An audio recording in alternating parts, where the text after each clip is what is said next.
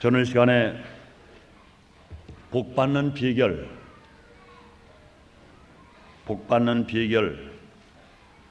제목으로 함께 은혜를 나누겠습니다. 어떤 사람들은 교회에서 복받는다는 말을 한다고 비판하는 말을 하기도 합니다. 물론 복받을 만한 일을 안 하고도 복을 받을 수 있다, 이렇게 교회가 가르친다면 이건 분명히 잘못 가르치는 길인 것입니다. 그러나 교회에서는 복받은 일이 무엇인가 이걸 분명히 먼저 말하고 그 다음에 복을 받는다는 말을 가리키고 있습니다. 교회에서 복받는다를 말하는 것이 과연 잘못된 것일까? 그렇다면 성경이 잘못된 것이라고 비판하는 것과 마찬가지일 수밖에 없는 것입니다. 왜 그렇습니까? 성경에는 무려 32,500가지의 복을 주시겠다고 약속하셨습니다. 사랑하는 여러분들이요, 이 성경 66권의 말씀을 믿으시면 아멘 하겠습니다. 하나님 말씀인 걸 약속을 믿으시면 아멘 하겠습니다. 오늘 본문 말씀에도 16절에 이런 말을 하십니다. 가라사대 내가 반드시 너를 복주고 복주며 너를 번성케 하고 번성케 하리라 하셨더니 이렇게 말씀하십니다. 다시 봉독합니다. 가라사대 내가 반드시 너를 복주고 복주며 너를 번성케 하고 번성케 하리라 하셨더니 이렇게 말씀하십니다. 그러므로 복을 주시겠다 하는 말씀을 한 번만 말씀하시는 것이 아니라 강조해서 복주고 복주며 번성케 하고 번성케 하며 이렇게 말씀하십니다. 우리나라 사람들은 과거에 너무나도 가난하게 살았기 때문에 복을 말하면 물질만을 연상케 합니다. 그러나 그것도 잘못된 생각입니다.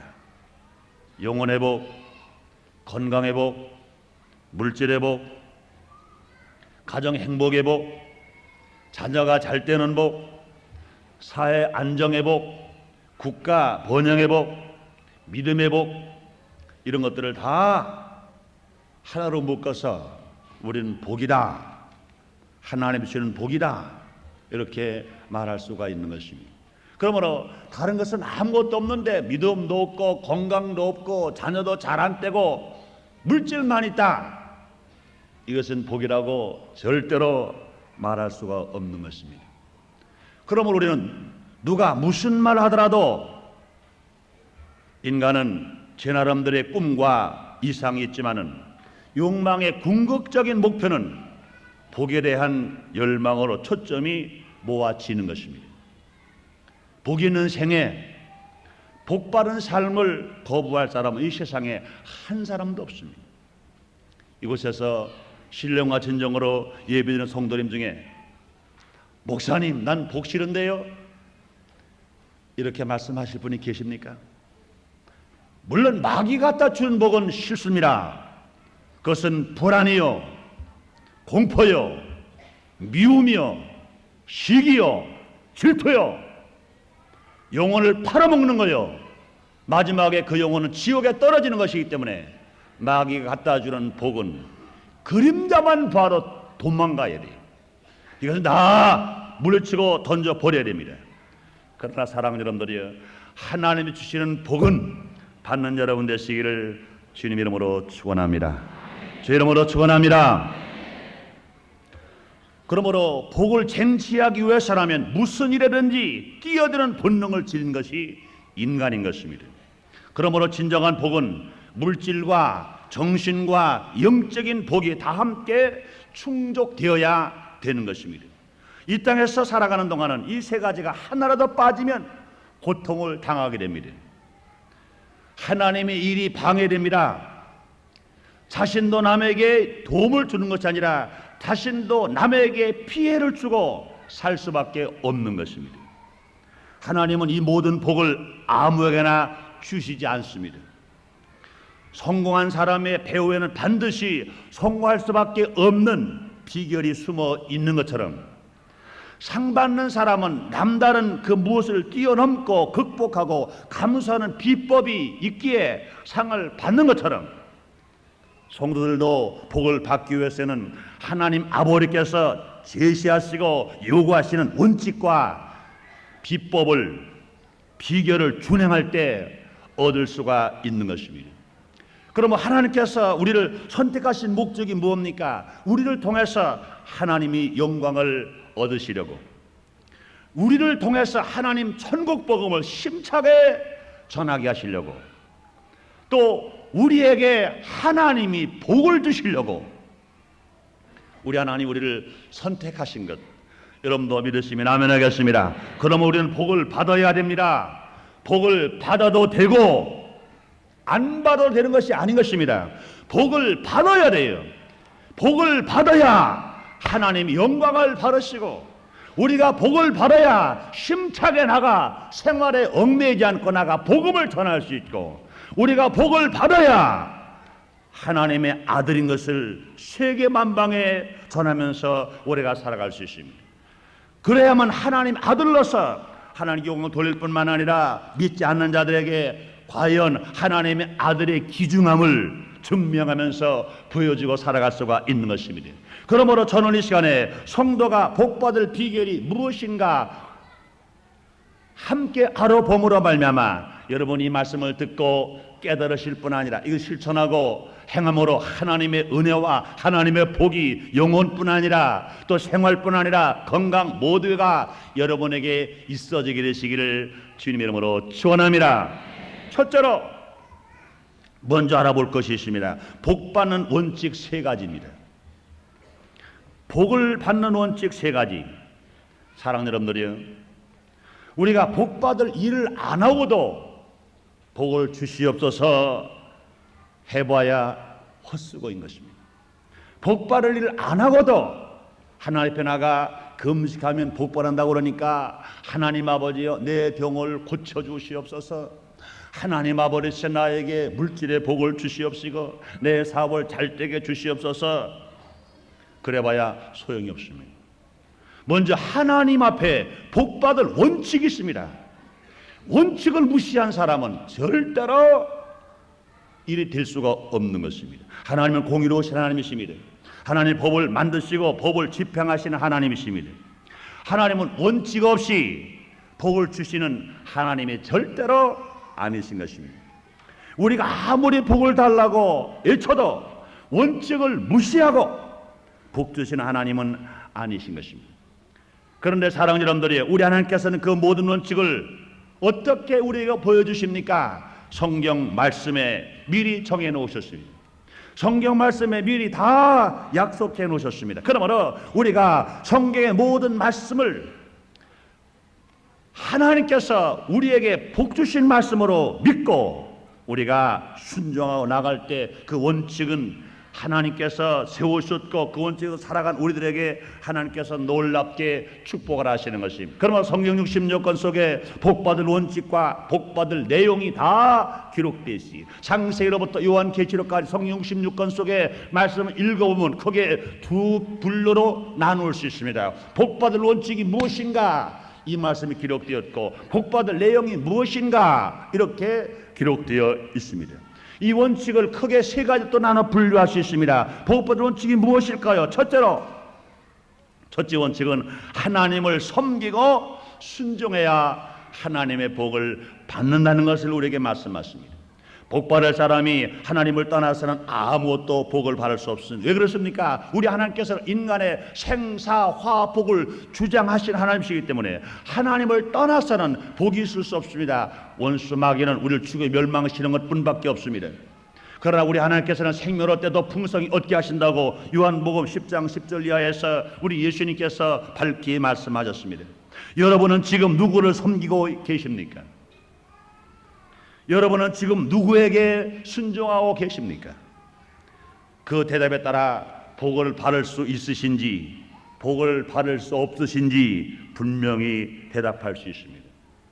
성경은 이렇게 말씀합니다. 출애굽기 23장 25절 이하에 너희 하나님 여호와를 섬겨라. 그리하면 양식과 물에 복을 내리고 질병을 제하여 주고 잉태치 못하는 자가 없고 낙태하는 자가 없고 내가 너희 날수를 채우리라 곧 장수의 복을 주리라 말씀하십니다. 이 말씀 여러분 믿어주시면 아멘 하겠습니다. 뿐만 아니라 신명기 28장 2절 6절에 주님은 다시 이렇게 말씀하십니다. 내가 네 하나님 여호와의 말씀을 순종하면 이 모든 복이 내게 임하며 내게 미치리니 성읍에서도 복을 받고 들에서도 복을 받을 것이며 네 몸의 소생과 네 토지의 소산과 네 짐승의 새끼와 네 우양의 새끼가 복을 받을 것이며 네 광주리와 떡반죽 그릇이 복을 받을 것이며 네가 들어와도 복을 받고 나가도 복을 받을 것이라. 할렐루야. 사랑하는 여러분들이요, 이 말씀은 한번 읽기 좋으라고 주신 말씀이 아닌 것입니다. 읽고 잃어버리라고 주신 말씀이 아닙니다. 이 말씀이 여러분에게 현실적으로 나타나게 되시기를 주님의 이름으로 축원합니다. 이와 같이 지금 읽어드린 두 군데의 성경 말씀에만도 얼마나 많은 복을 주시겠다고 말씀하셨는지 몰라요. 제가 읽어드린 두 군데의 말씀에 나오는 복만 다 받아도요, 일평생 우리 남에게 구워주지 아니하며 우리 구워주면서 꾸임 맞지 않으며 구워주면서 살 것입니다. 항상 뒤에 있지 않고 앞에 서며 살아갈 것입니다. 우리가 항상 꼬리가 되지 않고 머리가 되면서 살아갈 것입니다. 그런데 이 외에도 성경 전체의 말씀을 보면요, 32,500가지의 복을 주시겠다고 약속하셨습니다. 그러나 이 많은 복을 누가 받을 수 있습니까? 아무에게나 다 주시지 않습니다. 그렇다고 해서 크고 어려운 조건을 주신 것도 아닌 것입니다. 다만 하나님을 섬기고 하나님 말씀에 순종하면 모든 복을 내게 주시리라. 할렐루야. 그렇습니다. 사랑하는 여러분들이요, 우리가 물질이 많은 사람이든 적은 사람이든 공부를 많이 배운 사람이든 못 배운 사람이든 권세가 있는 사람이든 권세가 없는 사람이든 얼굴이 검은 사람이든 흰 사람이든 누런 사람이든 어떤 사람이든 간에 하나님 말씀에 순종만 하면 누구든지 남녀노소 빈부 기천 누구든지 하나님의 말씀에 순종하고 하나님을 섬기면 이 말씀을 주시겠다고 말씀하시는 것입니다. 얼마나 감사합니까? 이 모든 복은 하나님을 섬기는 사람, 하나님을 순종하면 이라는 조건을 내세워서 이것을 행하는 자에게 허락된 하나님의 놀라운 축복이신 것입니다. 그러므로 우리가 축복의 원칙은 하나님을 섬기지 아니하고 하나님 말씀에 순종하지 않으면서 하나님 아버지여 내가 복이 필요합니다. 나에게 건강이 필요합니다. 하나님 아버지여 내 자녀가 잘 되길 원합니다. 아무리 외쳐도 복을 받지 못합니다. 그러나 사랑하는 여러분들이여, 교회에 와서 하나님을 잘 섬기면서 하나님 말씀에 순종하면서 하나님 아버지여 나에게 복을 주시옵소서 하는 말이 왜 잘못됐습니까? 우리 하나님은 창조주인이신 것입니다. 우리 하나님은 아버지신 것입니다. 아버지에게 효도하는 아들이 아버지여 나에게 복을 주옵소서 하는 것이 왜 잘못됐습니까? 교회에서 가르칠 것을 잘못 가르치고 복을 달란다면 잘못된 것입니다. 그들은 교회에서 복을 말하는 것이 잘못되고 말하는 사람들은 교회가 가르치는 일을 모르면서 복을 받겠다고 말하는 것인지를 착각하면서 그런 말을 하는 어리석은 사람들인 것입니다. 그러나 사랑하는 여러분들이요, 누가 뭐라고 말하더라도 복의 주인 되신 하나님, 복의 근원 되신 하나님 말씀 가라사대 여호와를 섬겨라, 내 말씀에 순종하라. 그래야만 내가 너에게 32,500가지의 복을 주리라. 할렐루야. 이 복을 받아 누리는 우리 모두가 되시기를 제 이름으로 축원합니다. 둘째, 복받는 원칙이 있습니다. 부모에게 효도해야 됩니다. 부모님을 잘 공경해야 된다는 말입니다. 잘못된 성도들은 하나님만 섬기면 되고 부모는 버려도 되는 것처럼, 하나님을 섬겨도 되고 섬기면서 또 부려도 되는 것처럼 착각하는 사람들이 있어요. 너무나 잘못된 생각인 것입니다. 순서가 하나님을 먼저 섬기고 그 다음에 부모를 섬기라는 말씀이지, 부모는 안 섬겨도 하나님만을 섬기면 된다, 부모님은 공경하지 않아도 하나님만을 공경하면 된다, 이런 말은 절대로 아닌 것입니다. 성경이 이렇게 말씀하십니다. 에베소 6장 2절 3절에 네 아버지와 어머니를 공경하라, 이것이 약속에는 첫 계명이니 내가 잘 되고 땅에서 장수하리라, 이렇게 말씀하십니다. 10계명 중 대인계명 첫 번째 계명은 부모 공경의 계명입니다. 복을 주시겠다고 말씀하십니다. 또한 이 주신 계명 중에 하나님께서 말씀하신 말씀, 부모 공경하는 것이 대인계명의 첫 번째 계명이고 땅에서 잘 되고 장수한다고 주님이 말씀하시는 것입니다. 그러므로 여러분들이요, 예수님도 부모 공경을 잘 하셨어요. 공생을 시작하게 된 전 사생활 30세가 되실 때까지 부모님을 도와 목수일을 하셨습니다. 뿐만 아니라 공생의 3년 반 동안 예수님이 계신 자리에, 그러는 중에도 좋은 자리에는 어머니 마리아를 꼭 동행하셨습니다. 요한복음 2장 1절 이하에 보니 가나에 오른 잔치집에 예수님 혼자 가지 아니하시고 어머니를 모시고 가셨습니다. 예수님 십자가 마지막 죽으시면서도 그 어머니를 제자 요한에게 부탁할 만큼 어머니 공경과 어머니 효도를 다 하셨습니다. 사랑하는 여러분들이여, 제가 알기에는 여러분도 마찬가지일 것입니다. 동서고금을 통해서 훌륭한 위인들이나 훌륭한 인물들 보세요. 부모 공경 소홀히 하면서 위대한 인물이 된 사람이 있습니까? 제가 알기로는 한 사람도 없어요. 부모 공경 안 하고 부모 소홀히 하면서 복을 받은 사람이 있습니까? 성경은 밝게 말씀하십니다. 너희 부모를 공경하라, 이것이 약속은 첫 계명이니 너희가 잘 되고 땅에서 장수하리라 말씀하십니다. 이와 같이 부모 공경은 10계명 중에 대인계명 첫째 계명입니다. 그리하고 나갈 때 이 땅에서 복받는 것을 주님이 밝게 말씀하십니다. 이 약속의 말씀은 하늘이 무너지고 땅이 꺼져도 변하지 않습니다. 아무리 지금 핵가족 시대가 되었다고 그래서 하나님의 말씀은 변하지 않습니다. 사랑하는 여러분들이여, 저나 여러분들 부모님의 피 흘림이 없이, 부모님의 눈물 없이, 부모님의 땀 흘림이 없이 우리가 어찌 존재할 수가 있었단 말입니까? 우리는 진실로 하나님의 명령뿐 아니라 복받는 비결일 뿐만 아니라 인간의 윤리와 도덕성으로도 부모님께 진실로 공경하고 효도함으로 말미암아 하나님의 복받는 우리 모두가 다 되십시다. 세 번째로 복받는 원칙이 있습니다. 교육자들에게도 순종하고 선대해야 된다는 겁니다. 교육자들에게 도입니다. 도.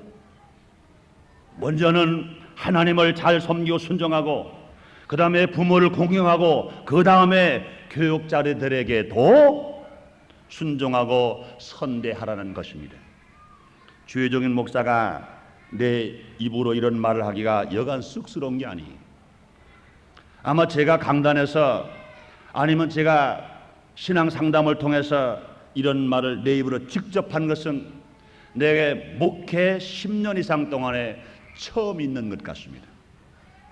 오늘 지금 이 시간에 하는 말은 내가 하는 말이 아닙니다. 하나님의 말씀을 내 입을 통해서 전하는 것이라고 들어주시기를 주의 이름으로 축원합니다. 히브리서 13장 17절에 성경은 이렇게 밝게 말씀하십니다. 너희를 인도하는 자에게 순종하고 복종하라.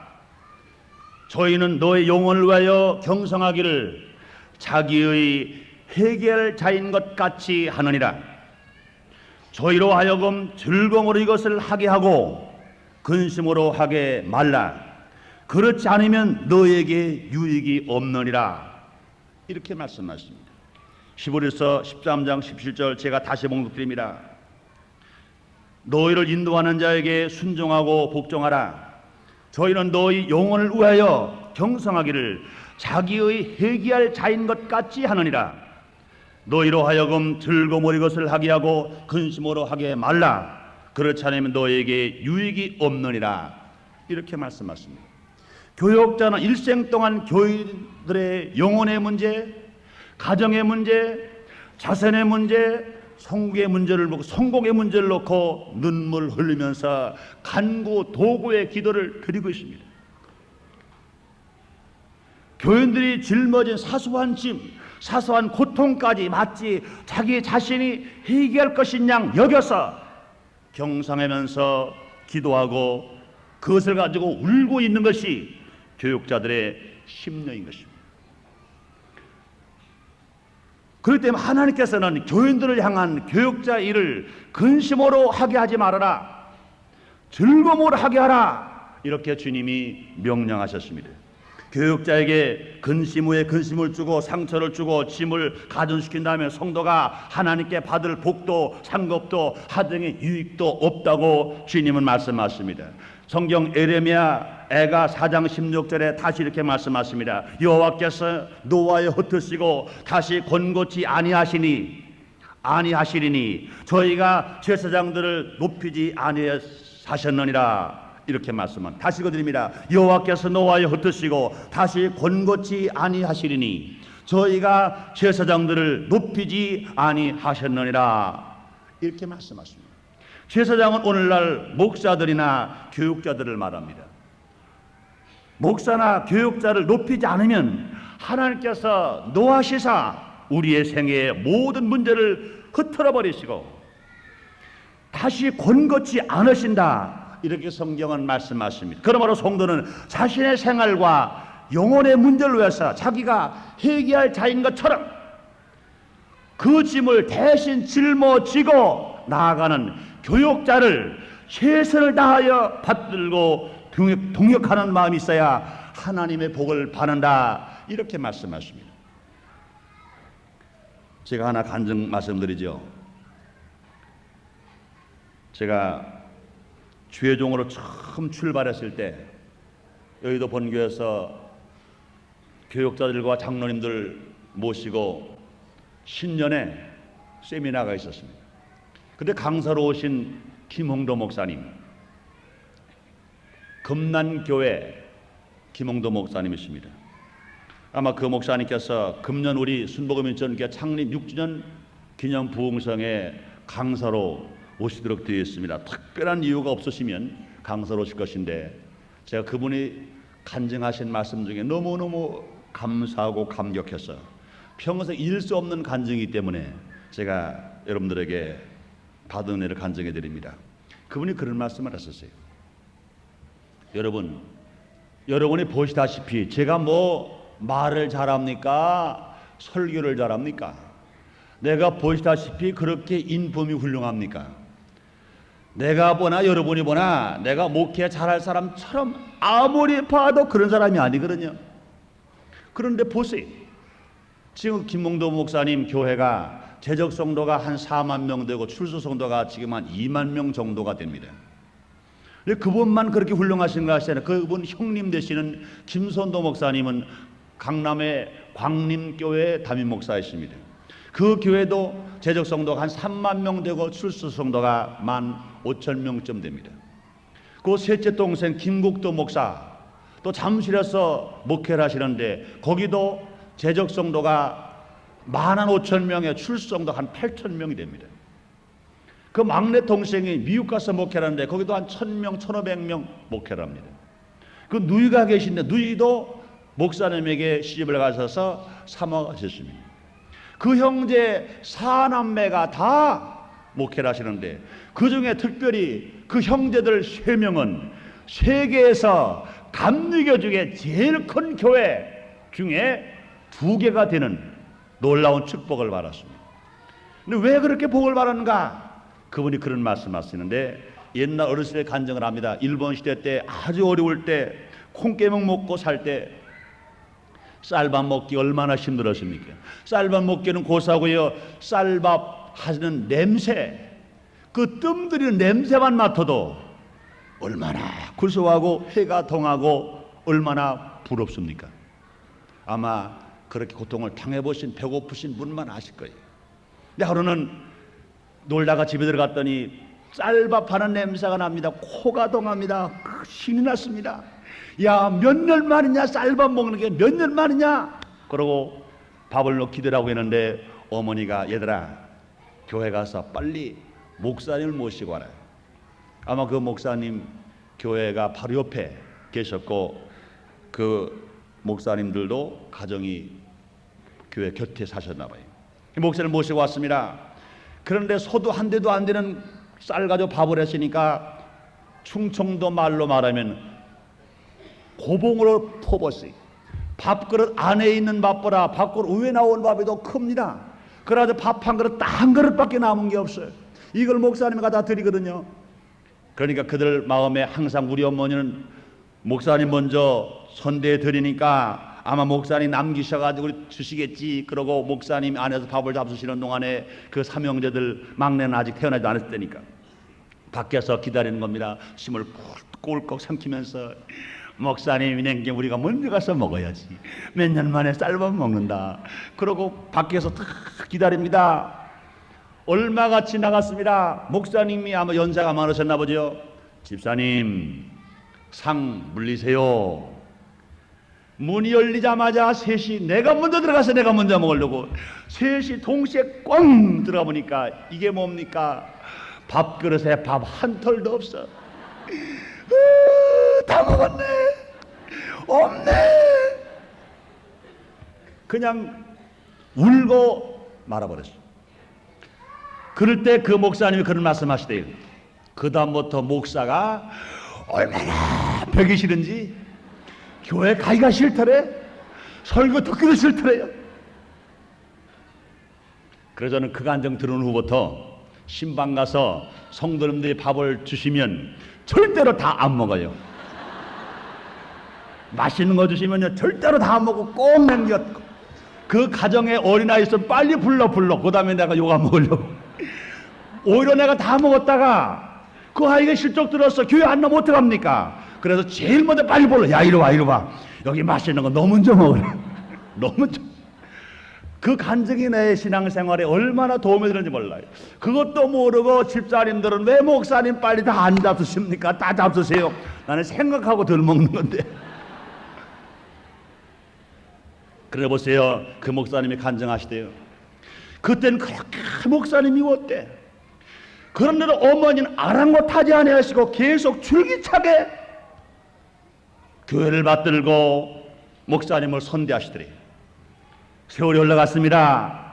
그 아들 어린 아들들이 커서 죄종이 되었습니다. 보세요. 이젠 그 사형제 목사님들이 세계에서 감리교 목사들 중에 제일 큰 교회, 제일 지도력 있는 교회에 목사님 될 수가 있었다는 것. 하나님이 하신 것입니다. 주님 말씀하십니다. 종일토록 은혜를 베풀고 구워주니 그 자손이 복을 받는도다. 할렐루야. 그러므로 사랑하는 여러분들이에요. 우리가 하나님을 섬길 뿐만 아니라 우리가 부모님에게 효도할 뿐만 아니라 주의 종들에게 선대하면 하나님이 갚으시되 30배, 60배, 100배로 갚아주실 줄 믿습니다. 두 번째 우리가 생각해 볼 수 있는 것은 믿음의 조상들이 복받은 비결을 한번 생각해 보자는 겁니다. 믿음의 조상 중에 제일 먼저 우리는 아브라함의 복받은 비결을 생각해 봐야 됩니다. 아브라함은 하나님의 명령에 절대 순종하고 믿음으로 살았습니다. 아브라함이 순종한 것 세 가지, 크게 세 가지가 있습니다. 그것은 첫째, 떠나라 할 때 순종하고 떠났습니다. 창세기 12장 1절에 하나님께서 아브라함이 말합니다. 너는 본토 친척 아버지를 떠나라. 내가 지시할 땅으로 가라. 그랬어요. 분명히 아브라함은 그곳이 어딘지 알지를 못하여 갈 바를 알지 못하나 말씀에 의지하여 말씀에 순종하고 떠나리라 하고 떠났습니다. 떠나는 순종을 했습니다. 그 다음에 하나님께서 아브라함에게 내어 쫓아라 그랬습니다. 뭘 내쫓을까요? 그런데 아브라함은 순종했습니다. 창세기 21장 10절에 하갈 여전과 그 아들을 내어 쫓아라. 종의 아들은 이삭과 함께 기업을 얻지 못하리라. 이렇게 말씀했습니다. 인간의 수상 방법으로 아브라함은 자기의 아내 사라의 몸종 하갈을 통해서 아들 이삭을 낳았습니다. 그러나 하나님 원치 않으셨어요. 그가 13살 되었습니다. 정말로 사랑스럽게 보였습니다. 자기 피요 자기 살입니다. 그러나 하나님께서 내어 쫓아라. 자기가 볼 땐 아깝지만 내어 쫓았습니다. 다시 하나님께서 아브라함에게 말합니다. 너는 드려라. 그랬습니다. 그럴 때 아브라함 또 드렸어요. 창세기 22장 2절에 보니 네 사랑하는 독자 이삭을 데리고 모리아 산으로 가서 내가 내게 지하는 한 산 거기에서 그를 본저로 드리라. 그랬습니다. 100세에 난 아들입니다.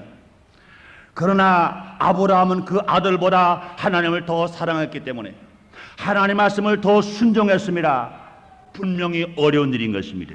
인간의 정으로 보나 부자간의 정으로 보나 도저히 힘든 겁니다. 그런데 아브라함은 하나님께 드리라 그럴 때 인간의 정보다 부자의 정보다 하나님의 약속을 믿었기 때문에 순종했습니다. 아브라함은 하나님에 대한 최대의 믿음을 실천하는 것입니다. 일생을 통해서 아브라함은 예만 있었던 그 용감한 순종은 마침내 하늘의 복, 땅의 복, 영혼의 복, 육신의 복, 현재와 미래의 복 뿐만 아니라 자손 만대의 복을 송두리째 받은 믿음의 조상이 된 것을 여러분 믿으시면 아멘 하겠습니다. 그 다음에 믿음의 조상 이삭이 받은 복을 어떻게 받으나 비결 알아볼까요?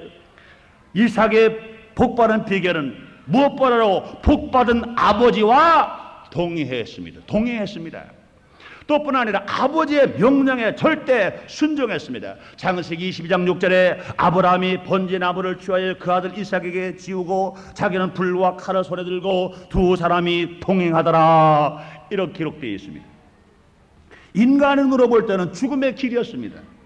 그러나 하나님의 계획으로 보면 생명의 축복받는 길이었던 것입니다. 아버지와 함께 제단을 쌓던 이삭은 비로소 자기 자신이 번제인 것을 알았습니다. 젊은 이삭은 늙고 힘없는 아버지를 밀쳐버리고 그 자리에 도망칠 수가 있었으나 이삭은 아버지의 명령이요 하나님의 명령인 줄 알고 끝까지 순종했습니다. 어린 양처럼 순순히 붙잡혔습니다. 결박을 당했습니다. 번제물이 되어지기 위하여 제단 위에 놓여져 있었습니다. 아브라함의 믿음도 장합니다. 그러나 더 장한 것은 무엇일까? 오직 사랑과 은혜 속에 자란 어린 이삭이 어떻게 그렇게 순종할 수 있을까? 어떻게 그런 기적적인 믿음을 가지고 있었을까? 그 결과 이삭은 아브라함 못지않게 복을 받았어요. 나가서 농사를 지면 100배 수확을 얻습니다. 어디로 가는지 형통의 복을 받았습니다. 그러므로 하나님께서 크고 어려운 시험들 우리에게 명령하실 때 그 배후에 예배해 놓으신 크신 복을 바라보고 어찌하는지 순종하는 믿음이 우리에게 있을 때 우리들도 이삭 같은 복을 받는 여러분 되시기를 주님의 이름으로 축원합니다. 그 다음에 믿음의 조상 야곱이 받은 복 받는 비결을 생각해 볼까요? 야곱은 장자의 명분을 존중히 여겼다고 그랬습니다. 창세기 25장에 보면 형 에서는 장자의 명분을 경솔히 여겨서 불과 배고플 때 팥죽 한 그릇에 팔아버리고 말아버렸습니다. 그러나 야곱은 자기의 장자의 직분을 자기가 받질 못했더라도 형에게 그것을 받기 위해서 그를 존중히 여기고 그것을 자기가 배고플 것을 먹지 않고 그런 살 수가 있는 사람이 되어버렸습니다. 장자의 직분을 존중히 여겼다는 말인 것입니다. 이처럼 우리는 성도의 직분, 재직의 직분, 조장의 직분, 구역장의 직분, 이 직분을 에서처럼 경솔히 여겨서는 안 될 것입니다. 야곱처럼 우리는 존중히 여기고 복을 받아야 할 것입니다. 또 장자르신 예수님 이름을 존중해야 합니다. 그 이름으로 우리가 구원을 받았어요. 그 이름으로 치료를 받습니다. 그 이름으로 축복을 받습니다. 그 이름을 의지하여 새 하늘과 새 땅과 새 예루살렘에 올라갑니다. 그러므로 우리는 장자신 예수님의 이름을 존중해야 합니다. 별미는 늘 먹는 음식이 아닙니다. 특별한 날에 특별한 의미로 맛있고 가볍게 만든 음식이 별미인 것입니다. 하나님은 별미를 원하십니다. 별미에는 영혼의 별미, 육신의 별미, 물질의 별미가 있습니다. 영혼의 별미가 뭘까요? 유지하는 믿음이 아니라 드리고 나눠주는 믿음인 것입니다. 우리가 은혜를 충만히 받고 성령 충만함 받아서 큰 믿음을 가지고 하나님을 섬길 뿐만 아니라 이웃을 사랑하고 원수도 사랑할 수 있는 믿음, 주님이 원하시는 것입니다. 뿐만 아니라 이웃이 어려움을 당할 때 함께 울어주고 나눠주고 기도해주니 간구에 기도하는 믿음, 이거 주님이 원하시는 것입니다. 하나님 말씀에 순종하고 기쁨으로 하나님을 예배하고 찬송하는 걸 하나님이 원하시는 것입니다. 육신의 별미는 무엇일까요? 우리가 주님의 사업을 위해서, 교회를 위해서 내 몸으로 봉사하면서 헌신하고 산제사를 드리는 것, 이건 육신의 별미인 것입니다. 물질의 별미는 무엇일까요? 인색함이 없이 하나님께는 감사함으로 물질을 드리는 것입니다. 어린 이웃을 위해서 내가 물질로 봉사하는 것, 이게 물질의 별미인 것입니다. 이와 같이 야곱이 별미를 드리고 복을 받은 것처럼 우리도 별미를 드리고 복 받는 저와 여러분 되시기를 주님의 이름으로 축원합니다. 결론을 짓겠습니다. 하나님께서는 우리를 택하실 때는 복 주시려고 택하신 것입니다. 우리가 택함을 받은 것 자체가 벌써 복을 받은 것입니다. 우리는 하나님의 복을 주지하지 말고 받아 누리는 우리가 되십시다. 하나님께 순종하고 바르십시다. 부모님에게 공경하고 바르십시다. 부족하지만 교육자를 선대함으로 말미암아 하나님의 복을 많이 받는 여러분 되시기를 주님 이름으로 축원합니다. 오늘 주님이 말씀하십니다. 히브리서 6장 14절에 가라사대 내가 반드시 너를 복주고 복주며 너를 번성케 하고 번성케 하리라. 기도하겠습니다. 하나님 아버지, 우리에게 거룩한 성의를 허락하시고 오늘 신령과 진정으로 예배를 드리는 중에 우리 교회에서 하나님의 복 받는 것을 알게 하여 주시니 감사합니다. 여호와께서 시온에서 내게 복을 주실지어다 말씀하셨습니다. 하나님을 섬기는 사람, 하나님께 순종하는 사람, 아버지 주님 복을 준다고 하신 것처럼 오늘 성소질하면서 주님 앞에라 마음을 무릎을 꿇고 기도하고 예배드 우리 모든 성도를 약속대로 복 주고 복 주시고 번성케 하고 번성케 하여 주시옵소서. 예수님 이름으로 기도드리옵나이다. 아멘.